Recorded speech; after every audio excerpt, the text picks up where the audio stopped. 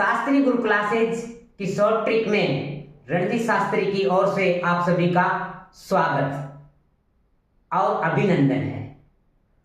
आज जानेंगे हम पंचायत राज व्यवस्था के बारे में। पंचायत राज व्यवस्था का उल्लेख किस अनुच्छेद में किया गया है और किस अनुसूची में, और कौन कौन सी समितियों का गठन किया गया।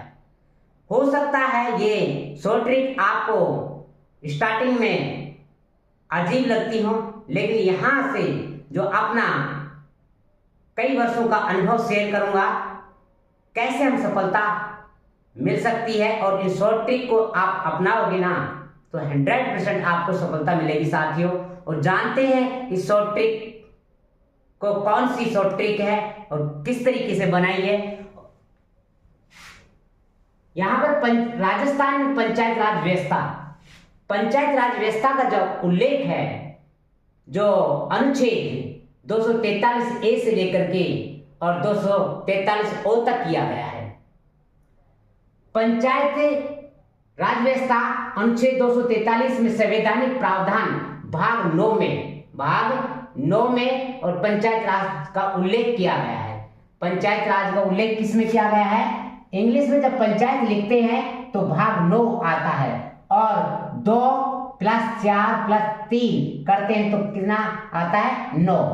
अर्थात पंचायत राज व्यवस्था का जो उल्लेख है भारत के संविधान में भाग 9 में किया गया है, जबकि भाग 9 ए में शहरी व्यवस्था का उल्लेख किया गया है। शहरी व्यवस्था का उल्लेख किया गया है, और जबकि 243 पी से लेकर के जेड तक जो उल्लेख किया गया है, जी तक जो उल्लेख किया गया है, वो किसका किया गया है? शहरी व्यवस्था का उल्लेख किया गया है। अब जानते हैं आगे पंचायत राज के बारे में। 11वीं अनुसूची में, क्योंकि भारत के संविधान में 12 अनुसूची है। कितनी सूची है? 12 अनुसूची है, जिसकी 11वीं अनुसूची में 73वें संविधान संशोधन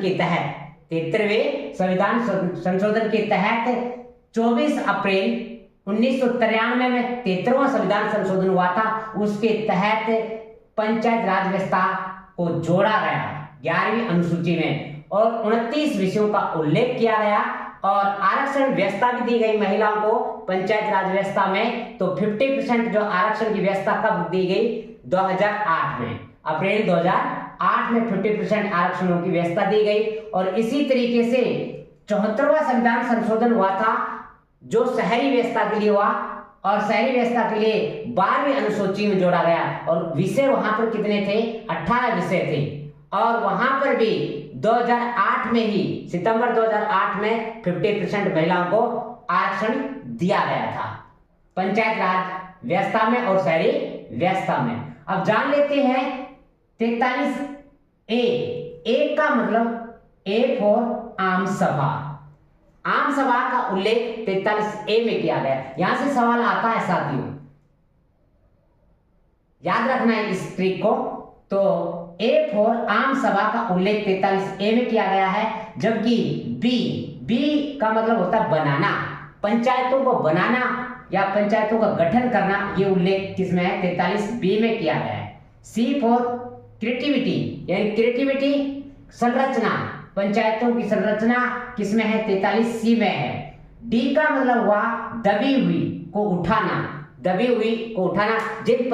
जो पंचायतें दबी हुई है या जिनका विकास नहीं हो रहा है, उन पंचायतों को आरक्षण दे करके वो किस में दिया जाएगा? 43 डी में।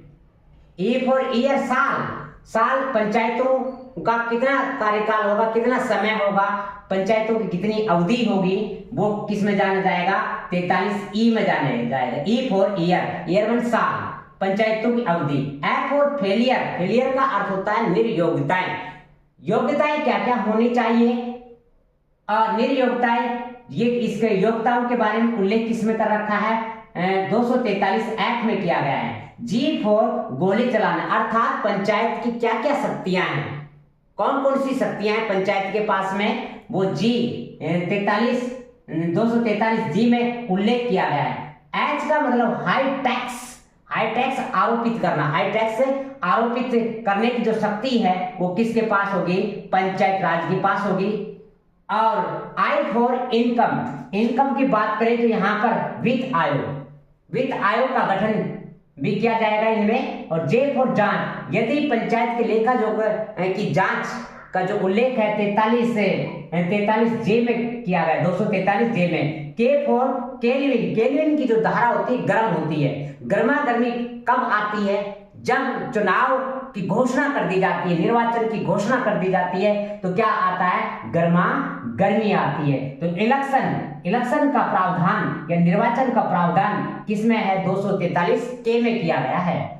एल फॉर लागू करना, संघ राज्यों के क्षेत्रों में लागू करना, संघ राज्य हैं उनमें लागू करने का प्रावधान किसमें है? 243 एल में किया गया है। एम फॉर मनाई, एम फॉर मनाई, मनाई क्या है? मैत्रेय, मैत्रेय का मतलब हुआ मेघालय, मिजोरम और मणिपुर, इनमें ये लागू नहीं होगा। और नागालैंड, अरुणाचल में इनमें लागू नहीं होता। एम फॉर मनाही करना। मैत्रेयम का मतलब 3 तो मै पे आएंगे, एक तो आएगा यहाँ पर ये बात करें मिजोरम, मणिपुर और मेघालय, और फिर आ जाएगा नागालैंड और अरुणाचल प्रदेश में ये लागू नहीं होगा ये नियम। अब एन फॉर निरंतर, एन फॉर निरंतर यानी पंचायतों को बना रहना, पंचायतों का बना रहना, या राज्य क्या कहेंगे कि पंचायतें बना रहे, कुछ राज्यों में लागू रहेंगी तो वो बनी रहेंगी ये, ठीक है। अब यहां पर क्या है? ओ फॉर, ओ का मतलब ओ न्यायालय नहीं, ओ न्यायालय नहीं, निर्वाचन संबंधी मामलों में न्यायालयों के हस्तक्षेप का वर्जन किया गया है। क्या कहा गया? ओ न्यायालय नहीं, अर्थात यानी कि निर्वाचन संबंधी मामलों में न्यायालयों के हस्तक्षेप का वर्जन है। अब जान लेते हैं कौन कौन सी समितियों का गठन किया गया था, उन समितियों को भी जान लेते हैं इस वीडियो के माध्यम से। तो यहाँ पंचायत राज की समितियां, तो बसगी अदा, बसगी अदा जी सरप है, जी सरप है। बैफोर यहाँ पर है बलवंत राय मेहता, बैफोर बलवंत राय मेहता, जिसने त्रिस्तरीय ढांचा दिया था, पंचायत राज का त्रिस्तरीय ढांचा किसने दिया था? बलवंत राय मेहता समिति ने। तो सैफोर यहाँ पर सादिक अली, सादिक अली आएगा। गी फॉर गिरधारी लाल व्यास, गिरधारी लाल व्यास का बात करें तो यहाँ पर 1973 में ग्राम सेवक पद दिया गया।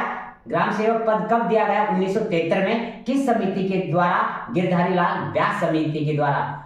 और ए फॉर अशोक मेहता, दा फॉर दातावाला, और जी फॉर यहाँ पर जीवी राव, यानी गरीबी विकास योजना कब लाई गई? जीवी राव, जी फॉर गरीबी, जीवी फॉर गरीबी, गरीबी विकास योजना लाई गई थी किस समिति के द्वारा? जीवी राव समिति के द्वारा। अब यहाँ पर से का अर्थ हुआ सिंधवी, और सर का अर्थ हुआ यहाँ पर सरकारिया समिति, सरकारिया समिति, और पे का अर्थ हुआ पी के युगल समिति, और है का अर्थ हुआ यहाँ पर हरलाल खर्रा। अब जान लेते हैं कब कब समितियों का गठन हुआ। बलवंत राय समिति का गठन 1957 में हुआ। अब बात करेंगे 7 के बाद 4 आएगा तो अगले में आएगा, तो यहाँ पर 1964 में, 1963 में, 1977 में अशोक मेहता, और दातावाला 1978 में। अब आता है अगला पॉइंट, 78 के बाद में 82 आएगा। कौन आएगा? 82। 1982 में कौन से आया? जीवी राव गरीबी विकास योजना। और फिर आया इसके बाद में सिंधवी 1986 में, फिर 1987 में, फिर 1988 में, फिर लास्ट में जो समिति का गठन किया गया उस समिति का नाम है हरलाल खर्रा समिति। अब जानते हैं कि पंचायत राज अधिनियम 2007 में संशोधन किया गया। पंचायत राज अधिनियम 2007 में क्या किया गया? संशोधन किया गया कि भाई 2010 अविश्वास प्रस्ताव के लिए 3/4 बहुमत होना बहुत जरूरी है। मई 2007 में पंचायती राज अधिनियम की धारा 37 की उपधारा 11 में संशोधन किया गया। किसमें? धारा 37 की उपधारा 11 में संशोधन किया गया। कौन सा संशोधन किया गया? 3/4 बहुमत के बारे में ये संशोधन किया गया था। कब किया गया था? पंचायती राज अधिनियम 2007 में मई में किया गया था कि भाई अविश्वास प्रस्ताव के लिए 3/4 चौथाई बहुमत की आवश्यकता है। ये उल्लेख किया गया पंचायती राज के बारे में। अब आपको ये ट्रिक अच्छी लगी है तो साथियों इस ट्रिक को, इस वीडियो को शेयर करना, लाइक करना और कमेंट भी करना और चैनल को सब्सक्राइब करना न भूलें। थैंक यू, बहुत बहुत धन्यवाद। अगले वीडियो में मिलेंगे हम।